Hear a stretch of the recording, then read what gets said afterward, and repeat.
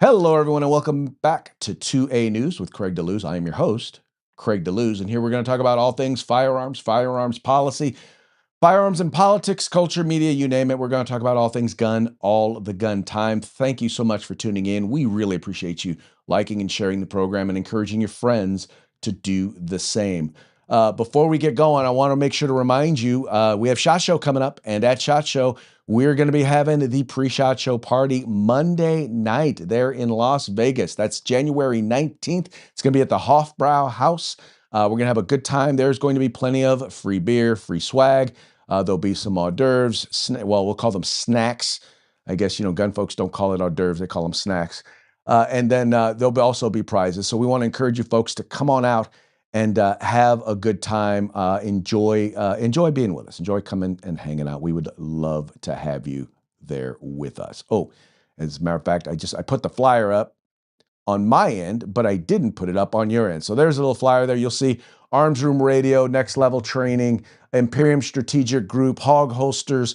A bunch of our sponsors are going to be there. So come on out once again and get your free swag and, just hang out, have some beer with us.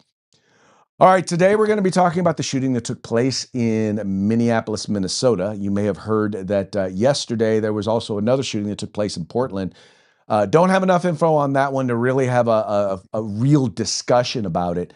But we do have enough info, at least I think, to have an initial discussion when we talk about what happened. Now, we're going to have a conversation today, and what I don't want to get into is I don't want to get into whether or not ICE should have been there, I don't want to get into the extraneous politics. I want to focus on what happened in this particular accident, in this particular incident, and hopefully what can be learned from this incident and what can be determined from this incident. And so the first thing that I want to do is I want to give you an opportunity to kind of see the shooting that took place, and I'm going to give it to you from two different angles. One of them is definitely clearer than the other, but it gives you kind of a chance to see exactly what it is that we're talking about here. And first, I'm going to play the first angle of the shooting.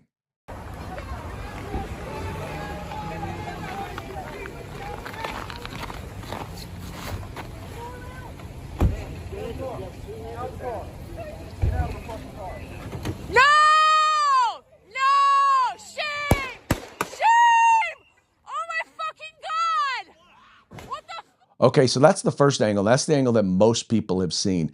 Now, there's another angle, and unfortunately, this one was taken from much farther away, so it's a little bit harder to see. But I wanted to give you an opportunity to see this as well, and it definitely gives you a different perspective, or at least I think it should give you a different perspective, or at the very least, it adds a lot more information to the situation.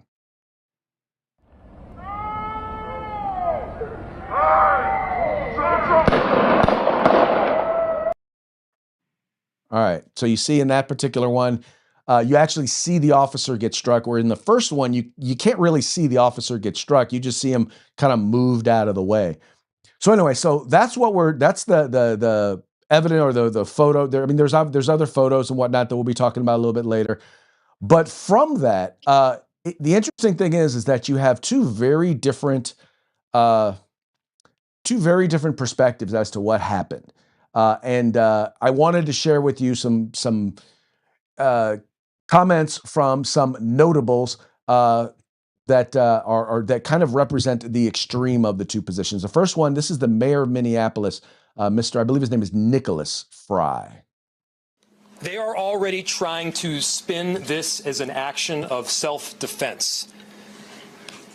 Having seen the video of myself, I want to tell everybody directly, that is bullshit. This was an agent recklessly using power that resulted in somebody dying, getting killed. To ICE, get the fuck out of Minneapolis. We do not want you here. Okay, so that's one perspective. And now then on the other end, you have Kristi Noem, the Director of Homeland Security, and she was asked a question, and this was her response. You asked about a shooting that we just had in Minneapolis, Minnesota. It was an act of domestic terrorism.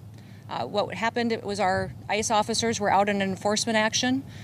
They got stuck in the snow because of the adverse weather that is in Minneapolis. They were attempting to push out their vehicle, and a woman attacked them and those surrounding them and attempted to run them over and ram them with her vehicle.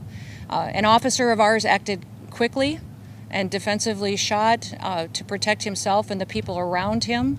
And my understanding is that she was hit and is deceased. We're continuing to gather more information, but this goes to show the assaults that our ICE officers and our law enforcement are under every single day. These vehicle rammings are domestic acts of terrorism. We're working with the Department of Justice to prosecute them as such. We will continue to protect. Okay. So the kind of the two sides have been kind of laid out.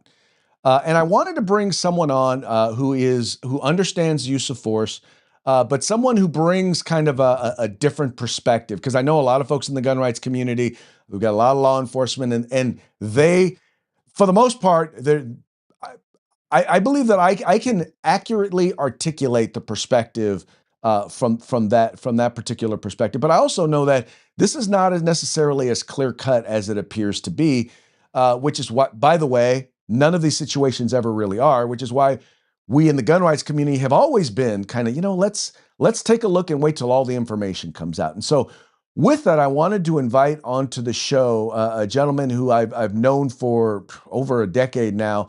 He is a trainer. He is nationally known. He is a national figure in Second Amendment media, and I wanted to get his perspective on this particular situation. So, with that, I want to welcome to the program Mr. Rob Pincus. Good to be here, Craig. Thanks. It's excellent to have you. So, you saw the kind of the information, and I'm sure that you've probably spent a lot of time with a lot of the stuff, a lot of the media that's been going on. Wanted to first of all just kind of get your general perspective, what you see here, and anyway, so let's just go with that. Let's go. What do you see in this particular situation?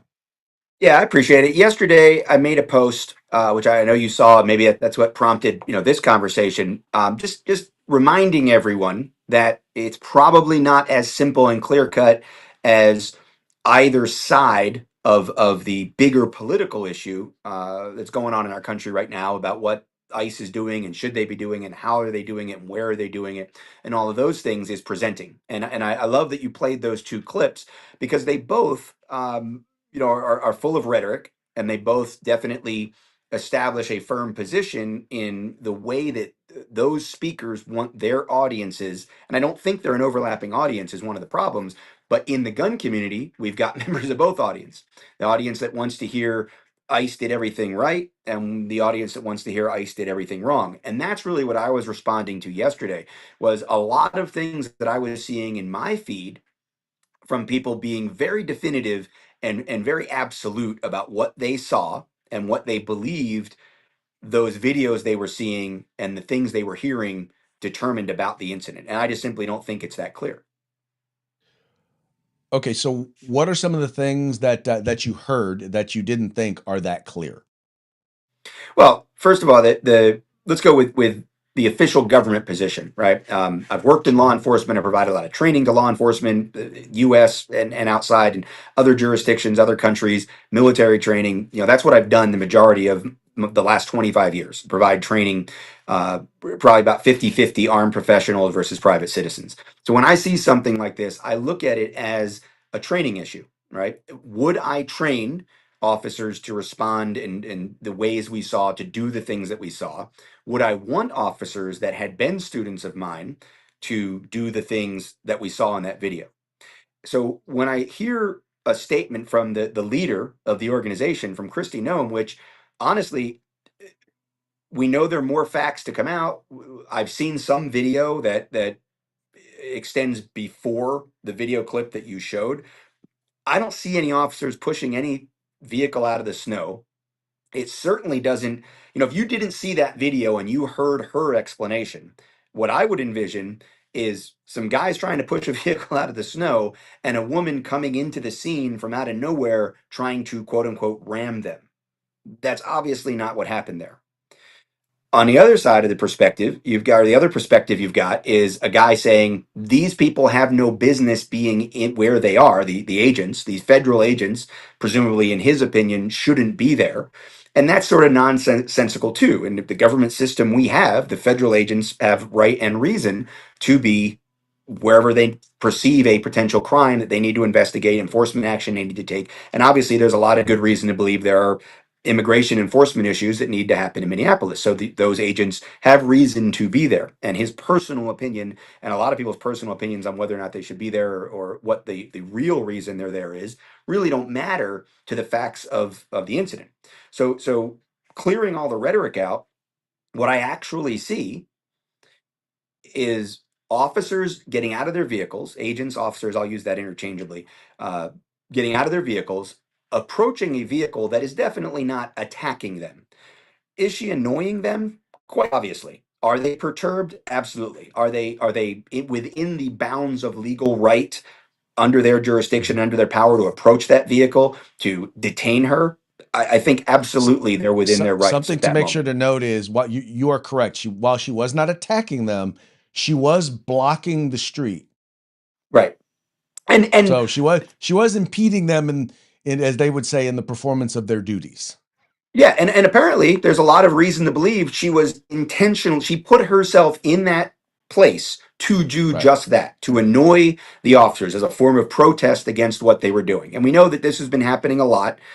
There's some, let's say, spontaneous utterance would be the term we use, from her wife, on video, saying, I brought her here, this is my fault, that kind of thing. Like, clearly they were there. That's probably why that video was so readily being shot at the time, to annoy and perturb and interfere with the officers.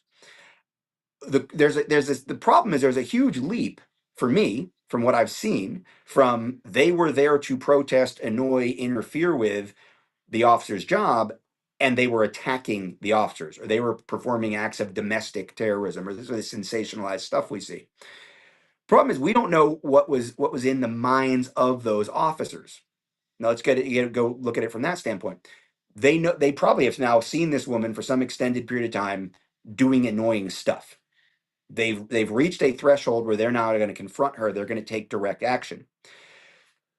Realize that one of the videos that's out there shows the officer who eventually shoots very casually, not tactically, not with any sense of urgency or fear or concern for this woman being a threat in any way, very casually walking around the other side of the vehicle with his cell phone being held up, not even videoing her. For most of what you see on camera, he's videoing the crowd, the other people in the area, trying to collect names, faces, record the events, license plate numbers, whatever he may be doing. He's not approaching. I've seen an AI altered picture that's like a drone view looking down, that everybody should know is apparently an AI manufactured thing, that shows an agent with a rifle pointing at that vehicle with the passenger side door open, as if they were doing a aggressive, tactical, high risk kind of interdiction of that vehicle. Clearly that's not what it was, and I think that's really important to the mindset here. Those agents did not appear to think she was a violent, attacking threat when they approached the vehicle in any way. And So and what to we note, have, even by the way, real quick, even the officer who wound up shooting did not approach the vehicle with his firearm drawn. right, exactly. And the guy who walked up trying to open the door. If this were a high risk, high threat, this person was attacking, ramming, any of those words, domestic terrorism you want to throw out there, if she was even the subject of an investigation for potential domestic terrorism, those agents never would have been behaving the way they were behaving. So you sort of have to, by the behavior of the officers and agents, you have to take that off the table. They were approaching her because they were annoyed and she was interfering. I believe she did not think that was going to happen. There was some period of time, by all the what I think is credible evidence and testimony and the facts, that she's been doing this for some period of time. So she had no reason to believe that she was going to maybe finally, in a lot of people's minds, maybe even one of the opinions I hold, is be approached and be told, listen, you're at a threshold here. We've had enough of your annoyance. We've had enough of your interfering. We've had enough of your protest. This is not appropriate. You're causing a danger to people by your actions out here in the road. You're interfering with our ability to do our job. We need this to stop, or you could face charges, probably, right? Not getting shot in the face. So you've got officers that all of a sudden the situation isn't as simple as they thought it was going to be. And you've got a woman who all of a sudden her situation isn't as simple as she thought it was going to be. I see a lot of people on the, let's say, pro agent side saying, well, he made a split second decision. Even if she wasn't pointing the wheels at him and she was trying to get away, he reacted because it all happens really fast. And of course, as a self defense instructor, use of force instructor, armed professional instructor, we talk about this all the time. You have to go into a scenario with training, with best practices, with response protocols, TTPs, right? You've got to have your stuff ready to go so that when you recognize a situation, you aren't trying to make complex decisions, judgment-based decisions. You're just responding with what you've practiced to a situation that you recognize, especially under an emergency. Completely within reason that that agent standing in front of the vehicle responded to what he perceived to be a lethal threat of that vehicle coming towards him. It's also completely reasonable for me to think that that woman didn't even know he was there. She was focused on the guy who was reaching into her car, trying to get into her car, trying to open the door, and she wanted to drive away. Just prior to a lot of the video that people have seen, she actually waves what looks to be another unmarked vehicle, another Ford Explorer unmarked police type vehicle by her. And it Well, goes between it that. wasn't a police vehicle. It was actually they were impeding ICE agents. They were allowing they were allowing civilians to go through. Got it. Okay, that makes sense. And Right. that's so I'm just again I wasn't saying definitively that that Okay. was a No, vehicle, I but just that's what it looks like. I Yeah, did have that that's bit of good information, information. so I wanted to share that. Perfect. That's good information. So she's waving a vehicle by, and then presumably not going to wave the other guys by. Well, that guy doesn't even want to go by. He wants to stop and confront her.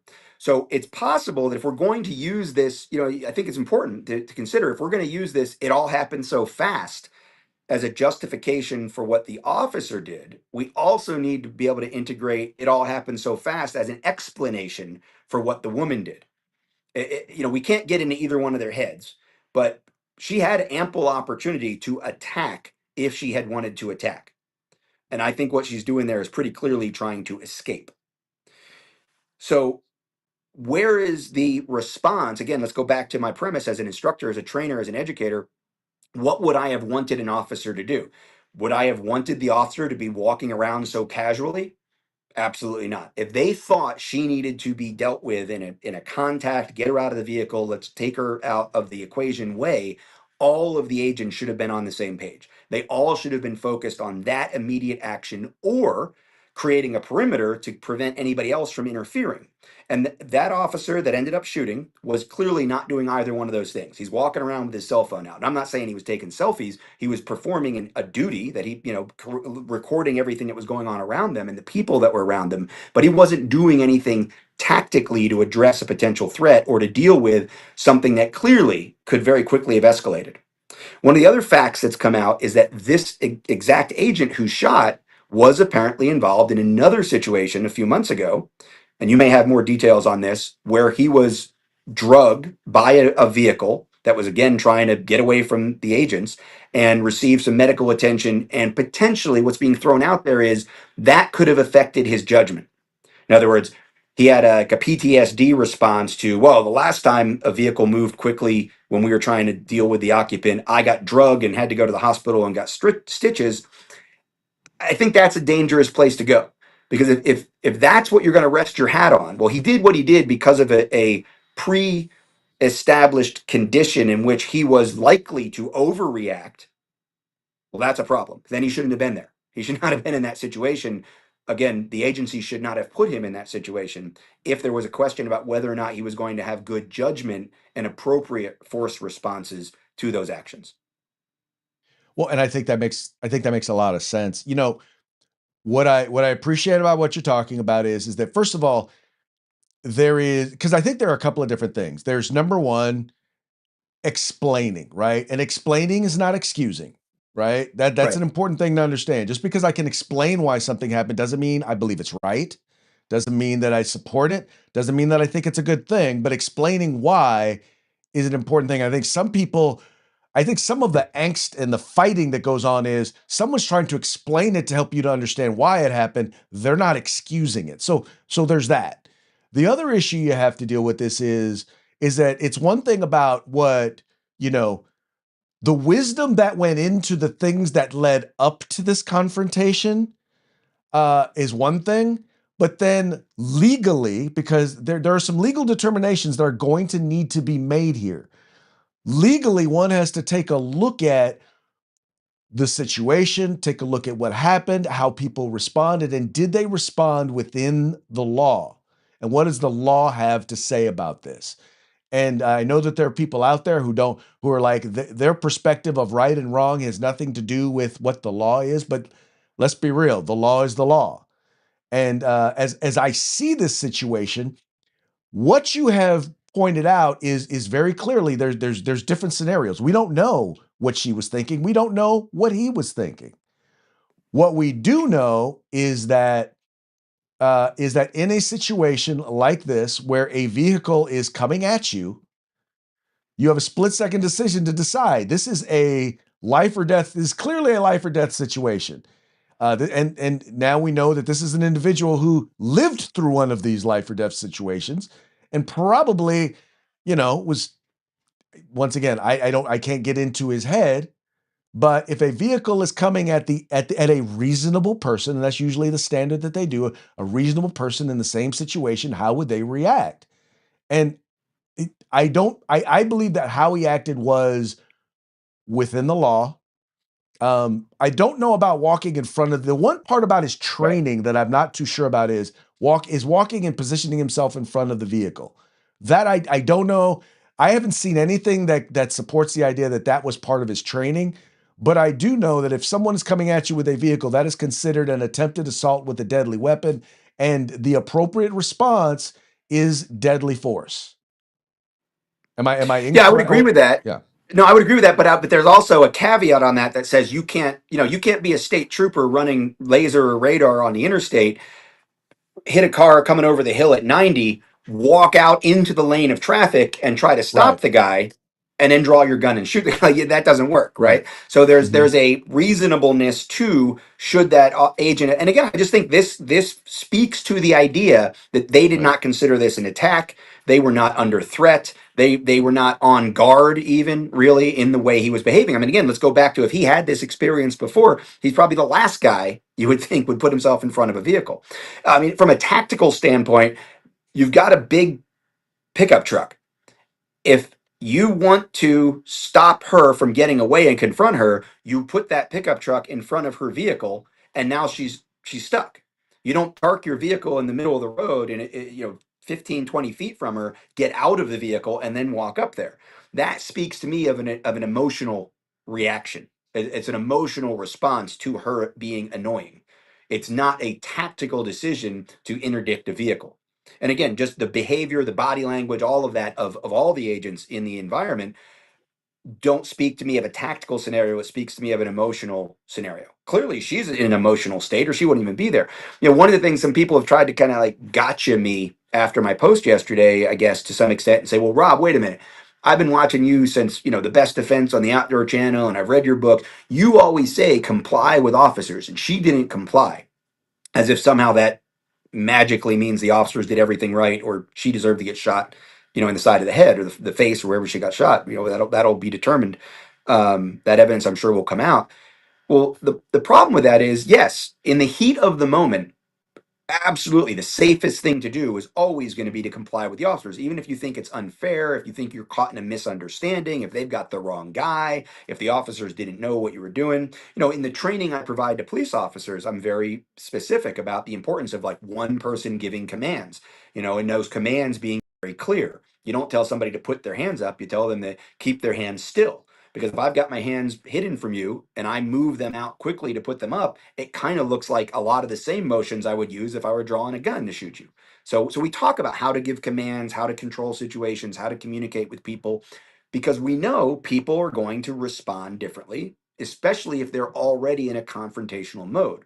So yeah, absolutely. I teach people, armed citizens, responsibly armed people, especially comply with the officers, deal with it in court, deal with a complaint to the captain or the chief later. We can get this worked out. Don't get yourself shot over a misunderstanding. However, when someone is choosing to go into the protest world, and that this works in both ways, right? I mean, go back to January 6th, we can talk about that too. When we, on our side, during COVID and everything else, when we're protesting, we're taking actions to protest government and again protest potentially law enforcement or interact with law enforcement in our protesting action, whichever side of the political spectrum you're on, you've already made a decision to not take the safest path. So now we're balancing risk and benefit, right? And I guess if this woman had come to me and said, "Listen, I'm gonna confront these guys. I think what they're doing is wrong. It's my right." Like, well, somewhere in there you have a right to protest. I don't know if you have a right to drive your vehicle recklessly and endanger people on the street and block traffic and interfere with their duties and all that. But if you're going to do it, you got to be prepared for being confronted. And this is where I think that this is where the burden of responsibility and the obligation shifts dramatically back to the agents because they know this is happening. They know they're dealing with this. This is part of their job. Fair or not, part of their job. That woman didn't go to a training class. There's no evidence been presented that she's a paid agitator or that they're running some kind of how to interfere with the agents up to the point of getting charged class at some YMCA somewhere. I don't believe she had any mental, tactical, strategic preparation for what she was getting herself into. But again, the guys with the flashy lights and the badges know that. And they have to go into these situations being prepared for that. And that's why if you want her vehicle to stay there, you put your vehicle in front of it. You don't walk around it casually and just walk and think you're going to open the door and pull this lady out of her car while it's running, while it's in gear. I mean, let's imagine for a second that that guy was successful when he initially tried to open the door. What was his plan then? Is he going to open the door, pull her out? Well, at that point, the vehicle was in reverse. And then what? The vehicle just drives up onto the curb and hits civilians? I mean, what was that plan? Right. So I really, as an educator, as a former armed professional, someone who provides training to armed professionals, there's a huge burden of responsibility on the way those agents responded to her protest actions and her annoyances, possibly illegal actions, but that doesn't mean you handle it that way. And I think that we can say she shouldn't have been there. Great. We know she's going to Mhm. be there. Those agents have a job to do. They have a job they're supposed to be doing professionally. And I don't know that they did that at any point on that spectrum. And then we get to, was that guy justified in shooting? Probably by a reasonable man doctrine at that exact moment. I believe a jury would find him reasonable in having shot. But there is a question of, did the agents create the situation which then led to him having a perception that he needed to shoot? That's kind of where I am. 24 hours after my initial post, Mhm. all this conversation, all this discussion, all the point counterpoint, all the extra videos, all the discussions I've had with a lot of other trainers as well who've reached out to me after my initial post. That's sort of where I've landed. So I would say, and I think that's a reasonable place to be. My thing is that once again, when it comes to trying to avoid the situation happening again, obviously there are lessons to be learned, and I think you make a great point. If their goal was to make sure the car didn't move, you block it with a vehicle. You don't try it. You don't walk in front of the vehicle. I get that. Or even Um, I don't think right, that guy was involved in that part. I think it was the guy who walked up and tried to open her door right, that created the situation and was right. using the poor tactics. I think that other guy Okay. didn't even realize this was happening behind him at that Well, moment. other than the guy in front of the vehicle, the guy in front of the Right. vehicle should have probably not been in front of the vehicle. Well, My I guess this is what I'm understanding saying. of the If train. he knew, Right. my guess is that if he knew there was going to Mhm. be this confrontation on the driver's side of the vehicle, he would not have wandered around to the front like that. But I don't Mhm. think those guys were in sync in terms of their Right. level of interdiction that they were about to perform. Right. I think he was doing one thing with the Mhm. crowd, and this other guy came over and created the confrontation or escalated the confrontation that the woman had created on the other side of the car. And by then, Mhm. the guy was in that position. And that's why he doesn't have his gun out. That's why he's not really even focused on what's going on. I think until she starts her, K turn to drive away, that's when he becomes clearly focused. Mhm. And that's what we see on the video. Yeah, and it what but what now going forward, I would say this. When he got hit, I mean, basically, once the vehicle is coming at him, and in fact, when I watched the video, it was almost simultaneous him being hit and him firing his weapon. And one of the pictures that you sent, let me go ahead and see if I can pull that one up real quick. Because I think it makes the point. A lot of people are like, well, he wasn't in any danger. He wasn't in front of the vehicle. Well, no, he was in front of the vehicle. That's how you get a bullet going. That's how his shot actually went through the windshield, right through the front windshield because he was in front of the vehicle. And as we noted in So one of the videos, he clearly was hit by the car. And from what I saw, and once again, I fully wholly admit I could be just estimating something wrong. If it hadn't been for the fact that the road was icy, it could have ended a lot worse because his leg got taken out from underneath him. so I run a class called Armed Defense Around Vehicles, ADAV. And this course, I call it a science experiment. What we do is we have people come in, law enforcement or civilian armed people. They come into the class. We get a vehicle out on the range, and we surgically shoot that vehicle in a variety of different positions, variety of different angles. The glass, the metal, different angles on the metal. So we get a Saturn out there. We're shooting plastic. We shoot the tire. We look at what happens when the bullets that, and in many cases, the actual hollow points, the defensive or duty rounds people are carrying.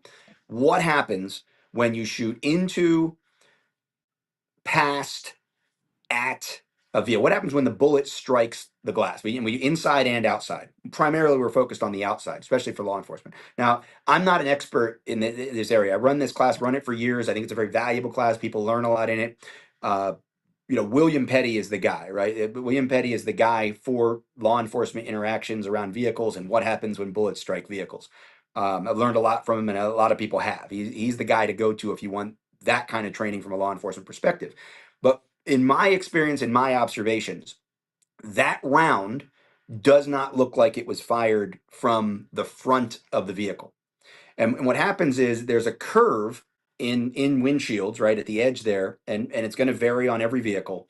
But the way that round, the hole, that oval that you see, what that indicates to me is that round hit that corner pretty perpendicularly. And could it have been a little bit more to the front, 5 degrees, than to the side? Probably.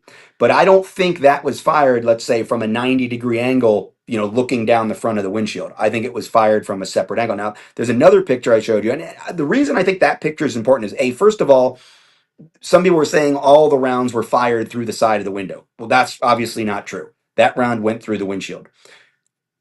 Could someone have been in lethal danger at that angle and fired that round? Absolutely. More importantly, could they have perceived that they were in lethal danger? And I think that's a no-brainer. The perception could easily have been that they were in lethal danger. This picture that you have up now is really important because it shows that's the dust you see there is that glass, or that some combination of the gases coming out of the front of the gun, snow or whatever being blown off the hood by the muzzle blast, and some of that glass dust being created. So that's the instant, as best I can tell, of the first shot that goes through the windshield. Very clearly here, the officer is to the left of the vehicle. The impact that we see in that fuzzy video has already happened. And I think, as you said earlier, it's entirely possible that he's firing as he's getting hit by the vehicle. One of the problems I have with the characterization is that two things can be true. The vehicle touched him and he wasn't in any lethal danger. That doesn't mean his perception was that he wasn't in any lethal danger.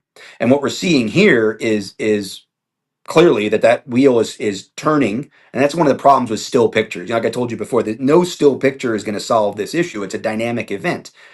But we know that the wheels were turned one way, the vehicle goes backwards, and then she turns them another way as she shifts into drive and starts to move forward.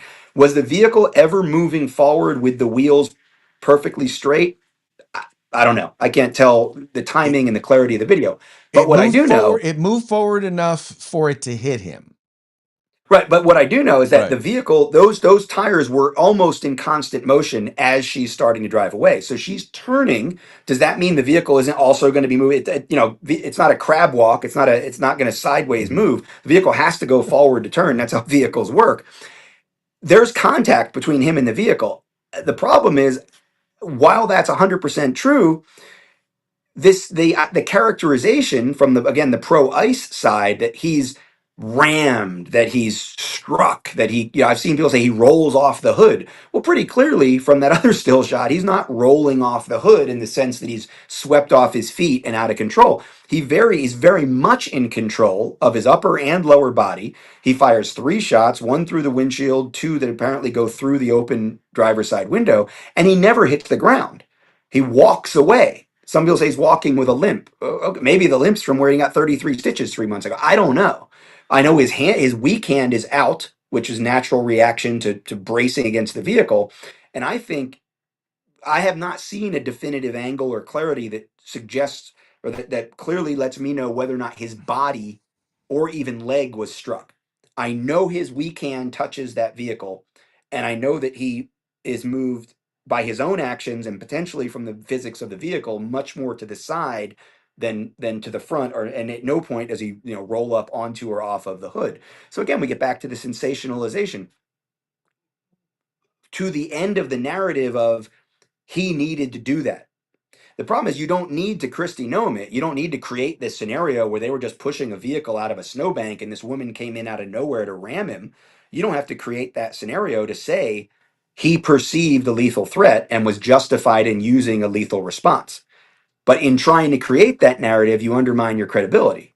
Well, and I think you really just kind of took it to where I wanted to go, and that I think that a lot of this situation and a lot of these situations are caused by rhetoric that takes place that's not currently in the situation. I mean, when you have, for example, when you have the police chief of Philadelphia saying things, well, like this.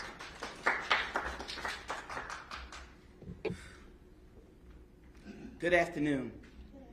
I'm Rochelle Bilal, the sheriff for the city and county of Philadelphia. And I say her name, Renee Good. Renee Good. Renee Good. Renee Good. Renee Good. Renee Good. This should not have happened, but we're here today. Let know that law enforcement professionals, real ones, not the fake made up ICE, probably Trump's new army to attack citizens of the United States. Did you hear what I said? No law enforcement professional wears a mask. None. Okay, so Not helpful. The only 2 things she said that was correct was her name is Renee Good, or her name. She said her name, and I think that was really about it. And she said Renee Good's name. That was it. Those are the only true things that she said. And I'm like, my problem is this: is that these are agents who are, some of them are Republicans, some of them are Democrats, but these are some of them because whatever. But these are people who are there doing their jobs. And when you have people like that, when you have people who are pushing rhetoric that is encouraging attacks, because it's not like this is the first. I mean, there have been people who have intentionally rammed ICE agents, right? There have been incidents where they have intentionally attacked them. All this does is that it gives them license. It creates an environment where there is license when people who are thought leaders or just leaders, when you give voice to extremist positions, you give you create a permission structure for people to feel like it's okay for them to do stuff, right? And in this particular case, I think you're right. There's no telling that she tried to hit the officer. I don't see evidence that she tried to hit the officer. What I see is that she put herself in a situation where she felt like she needed to stop officers, and that, she had that by any means necessary, which in this case was blocking the streets.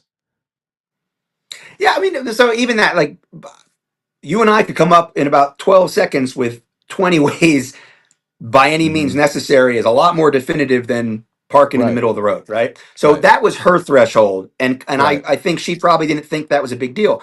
The sheriff from Philadelphia, it's an eye roll, right? Is it a problem? Is it helpful? No. Is it a problem? Probably. Does it send the message you're talking about? I'm sure there's somebody that hears that, And but how much more responsibility Mhm. is there in terms of being responsible with your commentary on Noam, Trump, Vance, right? When they're saying things that suggest that what citizens do is going to be misrepresented and sensationalized, when they're sending messages that agents can do whatever they want, they're not going to be held accountable if they do something wrong. I think that's as escalating. And again, I think now you've got, because they're in the chain of command, there's a dereliction of duty. The mayor of Minneapolis, he needs to be, there's probably other things he needs to worry more about with the government. I spent a lot of time in Minneapolis, PDN's headquarters there, the fraud situations they've got, the way that the city is being run and has been run in recent history. They've got a lot of issues to deal with. And so I was talking to a good friend of mine in Minneapolis yesterday, and unfortunately, some of this is actually going to provide cover to the people involved in the fraud case, because now they can point and say, well, we're dealing with this ICE problem. That's a lot. People are dying in the streets. Don't talk to me about some dollars and cents. Well, That's a exactly. problem. But I think one of the differences is, and then once again, for the most part, in a lot of the rhetoric that you've seen coming from, just say in this case, I'll just say the right, you haven't seen it coming from leaders or opinion leaders. And I will just say that what Kristi Noem, how she characterized it, was over the top, and I believe was hyperbolic. And I'm not going to say I'm not going to say that the evidence is not necessarily supporting everything that she said. The fact that she went on and said, we're still investigating. Well, why did you make a definitive statement if you're still investigating? So there's that. Right. But what we're seeing now is the rhetoric on the left. I'm not saying that it's motivating the left. I'm saying that there are people who are out there who are looking for reasons to be engaged or to do things, and they are taking a hold of that rhetoric of the left, and they are acting on it. We are seeing ICE agents, we're seeing law enforcement officers, we're seeing politicians, we're seeing opinions all being attacked. And I'm like, can we just tone down? I mean, can you come to understand that when you say stuff like that, well, you're not legitimate law enforcement. Well, if they're not legitimate law enforcement, they're like the president's own personal security force out there attacking the American people. Well, you give license to a person That's incredible. Yeah, that stuff's incredibly irresponsible. And that's why, so like Governor Waltz, and especially if you go back and listen to yesterday, the comments from the chief of police in Minneapolis, his comments, he said, look, I know you're going to do this. We know you're going to protest. We know you're going to be in the streets. Here's the things that are okay. Right. Here's the things that are not okay. That's what needs to be said. If you want to be anti-ICE, you have to write a script for the people that you want to take whatever this action is that isn't sensationalizing. Here's an interesting thought experiment, maybe for the 2A News audience, and I've had this conversation with a lot of friends over the whole period since the National Guard has been put places. ICE has been upping their activities, in cities that aren't border cities, stuff like that. Let's just for a minute imagine this is a Democrat administration, and that it's not ICE that's being mobilized to go to the Home Depot parking lot where there's a suspicion that there's illegal immigrants. It's the ATF. And they're going to the gun show where there's suspicion that people are illegally selling guns. Or they're going to the gun range where there's suspicion that there's unregistered NFA items being used. And they're checking people's paperwork, and they're in the parking lot, and they're going door to door. If people are walking down the street, I mean, the 90s, the old stop and frisk. If the federal agents of the Bureau of Alcohol, Tobacco, Firearms, and Explosives were doing stop and frisk, which is essentially what the ICE agents are doing now in rural areas all across America to try to find the illegal guns, I don't think we'd be hearing the same rhetoric. I don't think we'd be seeing the same attitudes towards, the law enforcement guys just doing their job. And I think that's an incredibly fair parallel. Probably not from the 2A community, but I'll tell you what you wouldn't see. You wouldn't see some of the actual responses that we're seeing. And I'm not saying that nobody would do it, but you're literally having people who are in Congress, who are sitting on city councils, who are in state legislatures, who are encouraging people to go out and take action against law enforcement. I doubt that you would see. I think you're right. I think the response, the conservative response is always going to be more conservative. It's one of the, Diana Muller and I, talk about this all the time. The reason that her rallies aren't that big in DC. And even when I had the 2A rally, we only had a few thousand people. Like, we're not ralliers. We're conservative people, right? Like, we aren't the people that go out and march. But I'll tell you, I can't say that I wouldn't be out there unarmed, judiciously, I think sensibly, uh, videotaping, blowing a Mhm. whistle, and saying we don't want the ATF coming to this gun range, and everybody at this Right. gun show inside needs to know the ATF's about to sweep Hmm. through here and randomly start checking people's paperwork. Hmm. I do think that I would be motivated to action Hmm. in that situation. And I Right. bet a lot of my friends in the industry and in the community would be as well. I mean, we were out there, there were a lot of us out there protesting and being active during the shutdowns during COVID. I was all around Denver. I was still living in Denver at the time, and we were all around there. Reopen Denver, reopen Colorado. I was in New York City, just north of Manhattan, opened up a gun range against the governor's orders there, and we had somebody from Health and Homelands. Uh, what was that, Health and Human Services, from the emergency hospital at the Javits Center that was set up, come in. We had somebody else who was working at the Kings County Hospital, who was a respiratory trauma specialist who was involved in the federal response down at the White House. And they came in to observe how we reopened that range against government orders so that people could practice, including the local police would have a place to qualify by reopening that indoor range in May of 2020, the height of COVID shutdowns in New York. So I'm not afraid of protest, but there's a way to do it.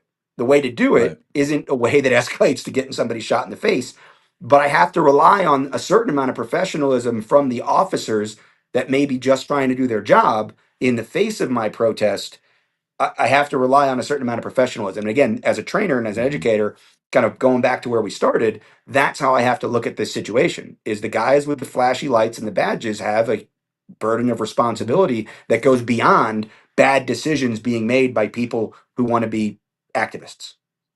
Right. And I think from my perspective as someone who's worked both in media and in public policy, understanding that the bigger stage you have, the more your words have impact, and you need to be responsible for the words that you put out there. And it's important that if we don't want people being shot at protests, if we don't want people being injured, if we don't want ICE agents being attacked, it's important that we make sure that when we encourage protest, that we encourage it responsibly, right? It's Absolutely. Write a important, script. Yeah. And right? you can't It undermine, to your point, you can't undermine the legitimacy of the agency. You can't Yes. undermine that these guys have no business here. Get the fuck out of Minneapolis, to quote the mayor. Well, you're just encouraging people to Right. disregard the authority and again the responsibility that those agents have. You can be mad at Trump. You can be mad at Nome. Hmm. You could think they need to be impeached, removed, vote about it next time, all that stuff. But what you can't do is suggest that that guy with the gun and the badge and the flashy lights standing in the Hmm. street is somehow illegitimate, By because the way, that's how by the you way, end up with who more may or situations like may not yesterday. have voted for the politician that you like Right, or right. dislike. Yeah, he may have been working there. A lot of people are like, oh, they're playing the stupid ads, that ICE has done this year with, like, to the guy playing Halo, Stop the Flood. Like, they're insinuating that Right. this guy who shot her 6 months ago was in his mom's basement sitting on a couch playing Halo, wanting to be a big guy in the street with a gun. And I don't think that's fair, because a lot of these agents No. have been there for years and years and years and Hmm. years, and Right. they didn't buy in for this. They came in to do a Right. job. They've been doing it professionally for a long time. They're probably trying to do it professionally right now, and no, neither side is making it easy for 'em. Exactly. This has been a phenomenal discussion, but I want to give you an opportunity to let folks know a little bit more about the Personal Defense Network, how they can follow the work that you're doing. Yeah, I appreciate it. We've been providing. We're now in our 21st year. So we started in 2005 at Personal Defense Network. Originally, we were a DVD series. We made over 100 DVDs over the course of about a decade, 12 years. Shipped over 6 million of them. A lot of them through partners like Guns and Ammo Magazine, Second Amendment Foundation, the NRA. About 15 years ago, we moved everything to online streaming. Obviously, we knew DVDs weren't going to last forever. So personaldefensenetwork.com is where you can find almost 2,000 pieces of content, articles, and videos. About 45% of it's in front of the paywall. So just show up, go into the search engine. If you want to look at complying with officers or interacting with law enforcement while armed, dealing with riots, getting caught in a riot, getting caught in a public activist situation that you had no part of, but all of a sudden the mob is coming down your street or going by the intersection that your car is parked at. We have all kinds of information there. And then obviously we have a premium membership. People can get even more information. We've got a whole team of instructors in every area of personal defense specialty, from health and fitness and medical down to obviously a lot of the firearm stuff. We do a lot of gear review. And we also do a tour that takes about 20 of our instructors, 15 to 20 instructors around the country every year, providing training all around the world now, but specifically around the US. And that goes from March to September. But personaldefensenetwork.com is where people can learn more about what we think people should do in these situations. And there is a lot of information there for armed professionals as well. Phenomenal. So, thank you so much for taking the time to talk with me. This was a good conversation. I learned some stuff. And I appreciate you offering a perspective that is reasonable, sound, and rational. Thanks, Craig. I appreciate the invitation, and see you at SHOT Show, I guess, in a couple weeks. We will definitely see you at SHOT Show. All right. Thanks, All buddy. right, folks. Well, that's going to wrap it up for this program of this episode of 2A News. Remember to like, share, subscribe if you haven't already done so. Our website, 2anews.us, is we're still working on getting it finalized and getting it up, but you can also find us. We're on YouTube. We're on Facebook. Just look for at 2A News, no space between the A and the news. In any case, y'all have fun. Very much appreciate the opportunity to talk with y'all. Not going to have any shows over the weekend, but who knows? There's going to be lots of fun stuff to be talking about next week with everything that's been going on. So once again, thank you so much for everything. We very much appreciate you tuning in. We appreciate you liking and sharing the program and encouraging your friends to do the same. We will see you, on Monday.